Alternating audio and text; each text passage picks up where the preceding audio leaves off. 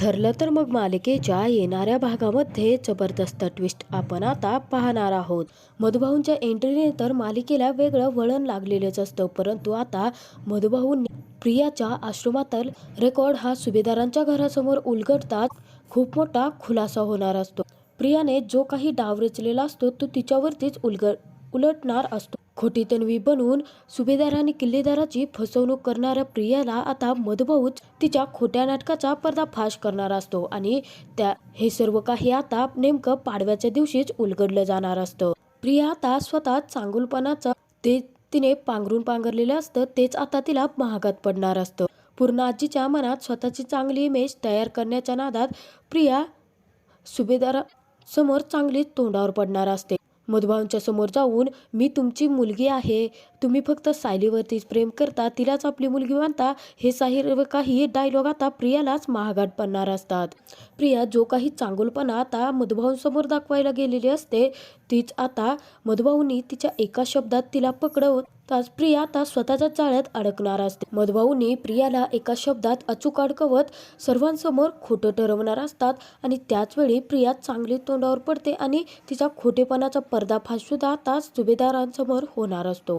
मधुभाऊ आता पाडव्याचा अख्खा दिवस सायलीच्या सोबत घालवणार असतात, परंतु सायलीने जी काही घाई करत असते ते पाहून अर्जुन आता सायलीची समजूत काढत तिला म्हणतो की सायली, तू अजिबात कसलीही घाई करू नकोस, कारण आजचा अख्खा दिवस हा पाडव्याचा दिवस तुझा आहे आणि तुझं स्वप्न पूर्ण करण्यासाठी मी मधुभाऊंना इथे आणला आहे. मधुभाऊ आज अख्खा दिवस तुझ्या सोबत असणार आहेत, आश्रमातील सर्व मुलं तुझ्या सोबत असणार आहेत, त्यामुळे तू घाई न करता हा दिवस आनंदाने जग, खूप एन्जॉय कर, तुला कसलीही घाई नाहीये. खरं तर उद्याच्या दिवशीच मी मधुभाऊंना परत सोडणार आहे, त्यामुळे हा अख्खा दिवस तू तुझ्या मनापासून जग.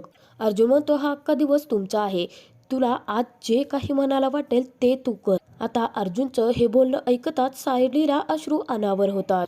सायली ढसाढसा रडायला लागलेली असते आणि त्याचबरोबर सायली अर्जुनला म्हणते, सर, तुम्ही माझ्या आयुष्यातला खूप महत्त्वाचा आनंदाचा दिवस माझ्या हाती दिला आहे आणि आता मधुभाऊ आपल्यासोबत अख्खा दिवस असणार या बातमीने आता सायलीसोबत कुसुमताई, आश्रमातील मुलं सुद्धा खूपच खुश झालेली असतात.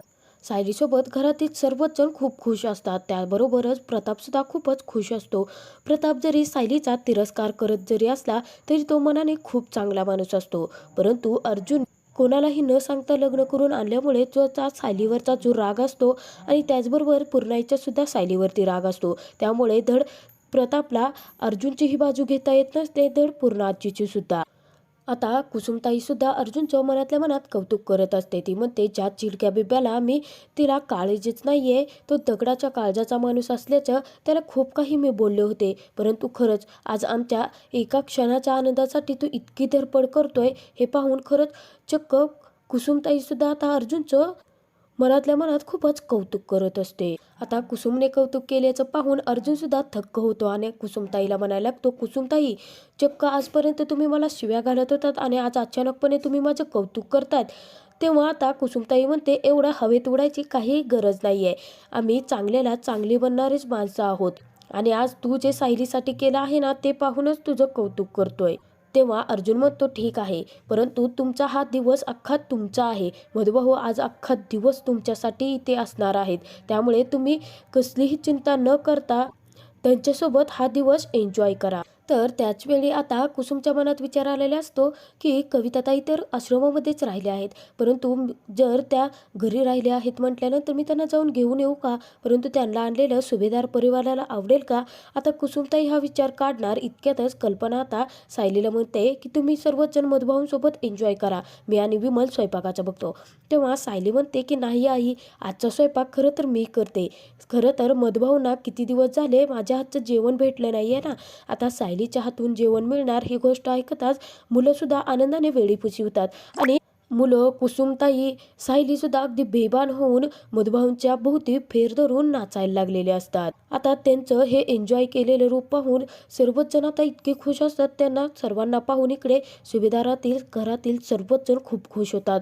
अर्जुन तर सायलीला खुश पाहून तो सुद्धा खूपच खुश असतो, परंतु तिथे मात्र पूर्णाजीचा सडका चेहरा पडलेलाच असतो. आता जे काही चाललेलं असतं ते पूर्णाजीला अजिबात आवडत नसतं, परंतु जर काही बोलली पूर्णाजी तर ती सर्वांसमोर वाईट ठरेल.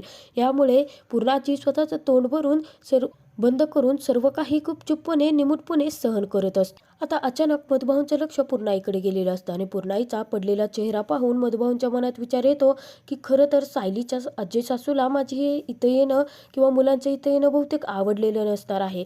त्यामुळे मधुभाऊ आता कुसुमला म्हणतात की आपण तुझ्या रूमवरती जायचं का?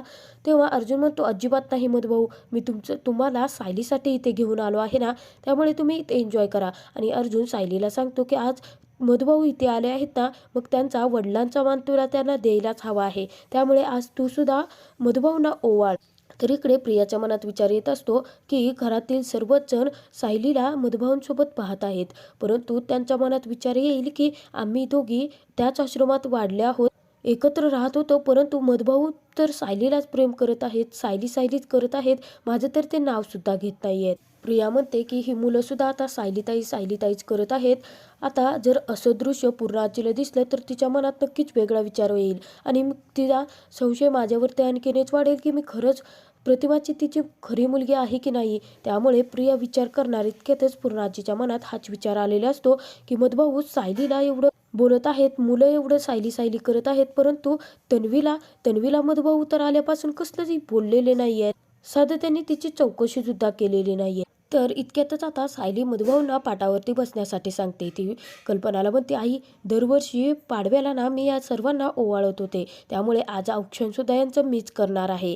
तेव्हा प्रिया म्हणते जर ही सायलीने औक्षण केलं तर सर्वांना माझ्यावरती डाऊट येईल आणि पूर्णाची समोर तर मला एक आदर्श मुलगी बनायचं आहे ना, त्यामुळे आज काही झालं तरी मी सुद्धा मधुभाऊंना ओवाळावं लागेल.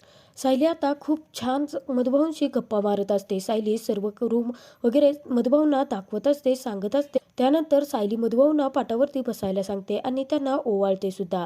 सायली मधुभाऊंना ओवाळत असते त्याचवेळी मधुभाऊंसाठी सायली देवाकडे प्रार्थना करत असते की मधुभाऊ लवकरात लवकर सुटून असंच आम्ही आनंदाने एकत्र राहू देत. तर इकडे अस्मिता, प्रिया आणि पूर्णाजीचा मात्र त्यांचं हे सुख पाहून, आनंद पाहून त्यांचा चांगला चळफळाट होत असतो. परंतु अर्जुन तिथे उभा असतो आणि अर्जुनने सायलीला फुल परवानगी दिलेली असते. तिला जे काही मनाला वाटेल ते तिने आज करावं. मधुभाऊंसोबत तिला जे काही आनंदाचे क्षण मिळालेले असतात ते तिने घालवावेत. आणि अर्जुन आता सायलीच्या पाठीशी ढाल बनून उभा असल्यामुळे तिथे कोणाला काही बोलता येत नसतं. सायली मधुभाऊंचं औक्षण करत असतानाच इकडे मधुभाऊ खुश असतात, परंतु इतक्यातच तिथे प्रिया येते. प्रिया म्हणते काही झालं, माझा नाईलाज जरी असला ना तरी मला यांना ओवाळावंच लागेल, सगळ्यांसमोर मला मोठेपणा घ्यावाच लागेल. प्रिया मधुभाऊंच्या समोर तर येते, परंतु प्रिया आता मधुभाऊंना सरळ टोमणेच मारायला लागलेले असते. प्रिया म्हणते मधुभाऊ, तुम्ही आल्यापासून सायलीलाच आपली मुलगी मानलं आहे, आल्यापासून तिचंच कौतुक करत आहात, तुम्ही साधं ढुंकून सुद्धा माझ्याकडे पाहिले नाही किंवा माझ्याशी बोलला सुद्धा नाहीत. मधुभाऊंना प्रिया म्हणते की तुमचा माझ्यावरचा राग अजून गेला नाही आहे का? परंतु मी तर फक्त सत्याची बाजू धरली आहे ना, तुम्ही तर फक्त तुमची मुलगी सायलीलाच मानता. मी सुद्धा तुमची मुलगी आहे ना, त्याच आश्रमात मी तुमच्यासोबत लहानाची मोठी झाली आहे ना, परंतु तुम्ही माझ्याकडे साधं ढुंकूनही पाहिलं नाही. आता मधुभाऊ प्रियाकडे रागाने पाहत असतात आणि प्रियाला मधुभाऊ डायरेक्टच म्हणतात की खबरदार, तू मला अजिबात ओवाळू नकोस. खरं तर मी तुला माझी मुलगीच मानून जीवापाड प्रेम केलं होतं. लहानाची मोठी सायलीसारखीच मी तुला सुद्धा केली होती ना. मी आश्रमातील प्रत्येक मुलाला सर्वांना सारखं प्रेम दिलं आणि बाकीच्या सर्व मुलांनी तर मला तेवढंच प्रेम केलं, परंतु तू माझ्या प्रेमाचा अपमान केला. तू माझ्या विरुद्ध उभं राहिलीस. सत्य तुला माहिती असून सुद्धा तू मला अडकवलंस. मधुभाऊ आता तिथे म्हणतात खरं तर सायली तुझ्या आधी आली होती आश्रमामध्ये आणि त्याच्या 2 वर्षानंतर तू आश्रमामध्ये आली होती. तो दिवस स्थापनेचा होता. अर्जुन आता ते सर्व काही कान टवकारून ऐकायला लागतो आणि अर्जुनच्या मनात विचार करतो की नेमका त्याच वेळी जे मधुभाऊंनी तारीख जे वर्ष सांगितलं, नेमकं त्याच वेळी तिथे तर सिनियरचा ॲक्सिडेंट झाला होता आणि तन्वी, प्रतिमा त्या गायब झाल्या होत्या. अर्जुन, सायली, कुसुमताईला जरी प्रियाचा प्रचंड राग आलेला असला तरी सुद्धा सायली, मधुभाऊ हे सर्वजण सुभेदारांच्या घरात असतात आणि जर प्रियाला आता काही बोलायला गेलं तर पूर्णाईंना राग येणार ही गोष्ट बरोबर सायलीच्या लक्षात आलेली असते. त्याचमुळे आता सायली विषय बदलते आणि प्रियाला आता ओवाळण्यासाठी परवानगी सुद्धा देते. नाईलाजाने सायलीने हे सर्व मनाविरुद्ध असतं तरी पण आता अर्जुन या सर्व सत्याचा शोध घेत मधुभाऊंना सोडवून आणणार असतो.